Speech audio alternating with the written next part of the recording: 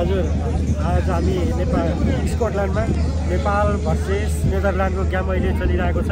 पहिलो चरण अन्तर्गत 152 लक्ष्य नेपालले पाएको छ र अब नेपालको ब्याटिङ गर्ने पालो छ।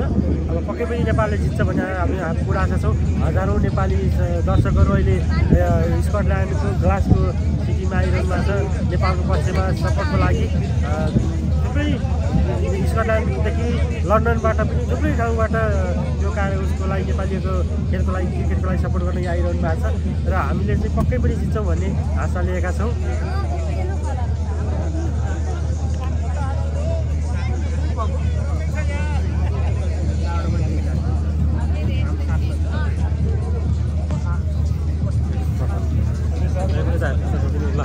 यो कस्तो भइरहेछ गेम चाहिँ? गेम एकदम हेर्नलाई एकदम रमाइलो रहा। नेपालको यसै पनि खेल हुँदाखेरि गर्वको विषय हो। स्कटल्यान्डमा हामीले यसरी लाइभ म्याच हेरिरहेका छौँ, एकदम राम्रो भइरहेको छ।